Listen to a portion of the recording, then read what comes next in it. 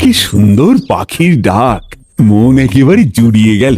না, এবার উঠে সকালের প্রকৃতি দেখি। কি গোপাল, দাঁড়িয়ে দাঁড়িয়ে চোখ বুজে ঘুমোচ্ছ কেন? না না মহারাজ, আমি দাঁড়িয়ে দাঁড়িয়ে ঘুমোইনি, আমি ওই চোখ বুজে দাঁড়িয়েছিলাম। তার কারণ আমি এই পুণ্য দিনটাতে আপনার মুখ দেখে আমার দিন শুরু করতে চাইছি। আমার সারাটা দিন যেন ভালো যায় মহারাজ।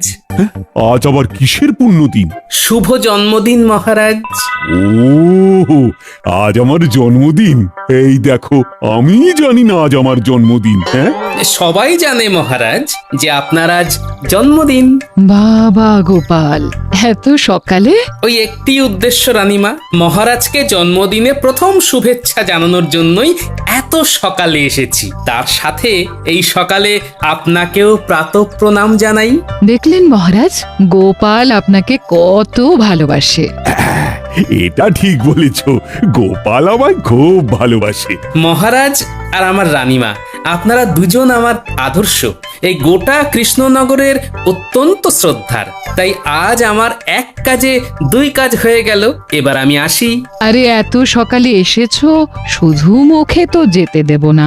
আমি তো শুধু মুখে যাচ্ছি না রানীমা, আপনাদের দুজনের এত সুন্দর হাসি মুখ আর মধুর ব্যবহার মন ভরে নিয়ে যাচ্ছি। আবার তেক্ষুনি আসবো। গোপালের সাথে কথায় পারা সম্ভব নয়। ঠিক আছে গোপাল, এখনকার মতো তুমি এসো। প্রণাম মহারাজ। প্রণাম রানীমা।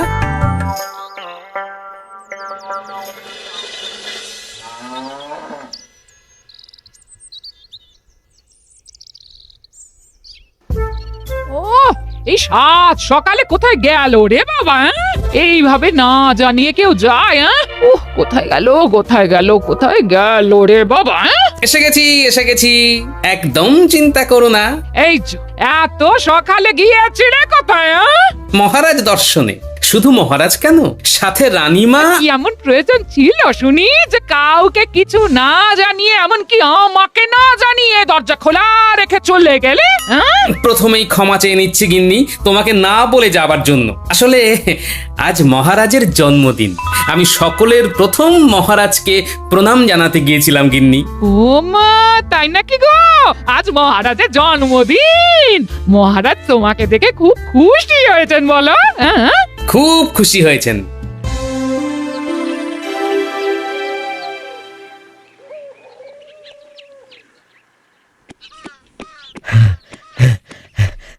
মহারাজ, মহারাজ, খুব খারাপ খবর আছে। কি খারাপ খবর? গুপ্তচর মারফত খবর পেলাম, খাম্বাজরাজ আমাদের রাজ্য আক্রমণের চেষ্টা করছে। সে কি? তুমি কি খবর দিলে প্রহরী? না, এ তো খুব খারাপ খবর। ঠিক আছে, তুমি এক কাজ করো, অনতি বিলম্বে আমার সব সভাসদদের বিশেষ অধিবেশনে ডাকো। আমি এক্ষুনি সভা শুরু করতে চাই।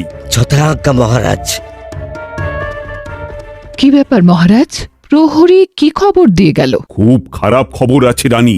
গুপ্তচর মারফত খবর পেয়ে প্রহরী আমাকে জানিয়ে গেল যে খাম্বাজ রাজ আমাদের রাজ্য আক্রমণ করবার পরিকল্পনা করছে। মা, এ কি অলক্ষণের খবর? এ কি বলছেন মহারাজ?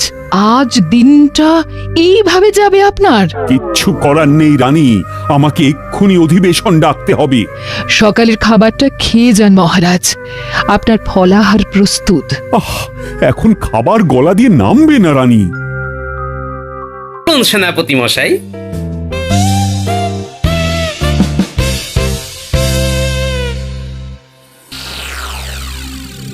এ কি সর্বনাশ হলো গো! আরে তুমি কাঁদছো কেন? আমি অনামুখ, তাই আমার শাস্তি হয়েছে। অনামুখদের বেঁচে থাকবার কোনো প্রয়োজন নেই গিন্নি। ও গোপাল দাদু, আমরা আমরা সবাই মহারাজকে বলি এই কাজ উনি করবেন না। আমাদের আমাদের দাদু চলে গেলে আমাদের গল্প বলবে কে? আমরা যে সবাই অনাথ হয়ে যাব। আমরা সবাই অনশন করব। ঠিক বলেছিস, এটাই উচিত হবে। হ্যাঁ গো গিন্নি, আজ বাজার থেকে কি নিয়ে আসবো বলো তো? এই বিষ নিয়ে আসো, আমি বিষ খাবো গো। আহা, ঘরে কি কি বাড়ন্ত সেটা চটপট বলে ফেলো দেখি। বলছি বলছি সব তো আছে, শুধু বিষটাই নেই, ওই বিষটাই নিয়ে আসো। মহারাজে কি করলেন? যা করেছেন আমার ভালোর জন্যই করেছেন, বুঝতে পারছো না? কি ভালো কাজ সেটা আগে বলো। হ্যাঁ, চলো সবাই বাজারে চলো, বাজারে কি ভালো হয়েছে সেটা আমি বলবো। চলো সবাই বাজারে চলো। তুমি বাজারে কি করবে? মহারাজের প্রশংসা করব। গিন্নি, আমি তোমাকে বড় ভালোবাসি।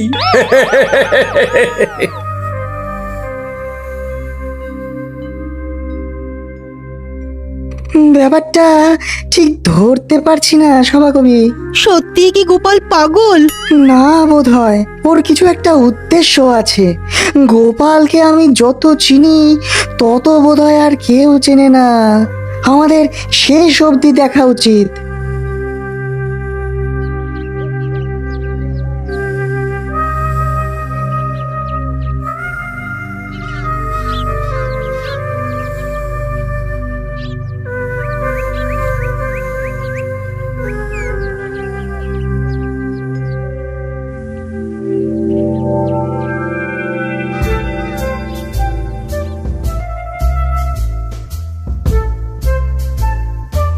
চলুন মহারাজ, গোপালের ফাঁসিটা দেখে আসি।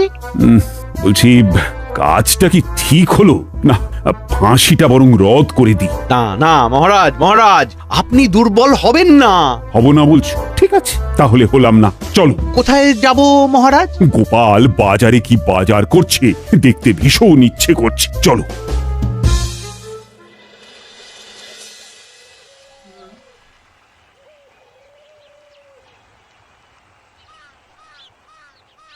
শোনো বাজারের বন্ধুরা, মহারাজ আমাকে ফাঁসি দিয়েছেন, খুব ন্যায্য ভাবেই দিয়েছেন।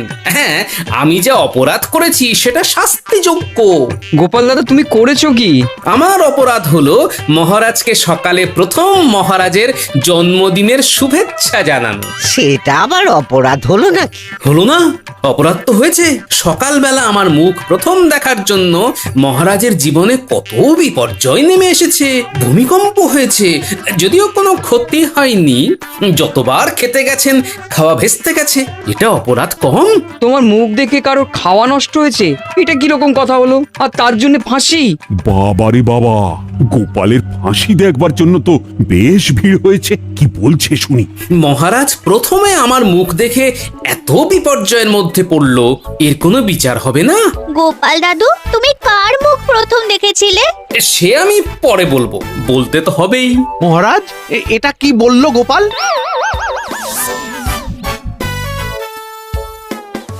সর্বনাশ, আমি বুঝতে পেরেছি গোপাল কি বলতে চাইছে। আমার ফাঁসি হবে, হতেই হবে। কিন্তু আমার যদি একদিনের ফাঁসি হয়, তাহলে আমি যার মুখ প্রথমে দেখেছি তার শাস্তি হবে না কেন? আমার যদি একদিনের ফাঁসি হয়, তবে তার হবে 7 দিনের ফাঁসি। নিশ্চয়ই হবে। কে, শুধু তার নামটা বলো। তোমার গিন্নি নয় তো গোপাল দাদা? না না না, আজ আমি ওর মুখ দেখে উঠিনি। ওর মুখ দেখে উঠলে কি আর আমার এই অবস্থা হয়? আমি মহারাজের মুখ দেখেছি প্রথম। ভেবেছিলাম আজ আমার দিনটা ভালো যাবে, কিন্তু কোথায় কি, পান্তা ভাতে ঘি।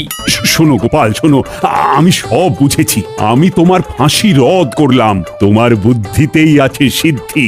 মন্ত্রী, আমি ভাবছি তোমাকেই এই ফাঁসিতে চাপিয়ে দিই। কেন মহারাজ, আমার অপরাধ? সব সময় গোপালের বিরুদ্ধে আমাকে উস্কে দাও। প্রহরী, ধরো ধরো মন্ত্রীকে।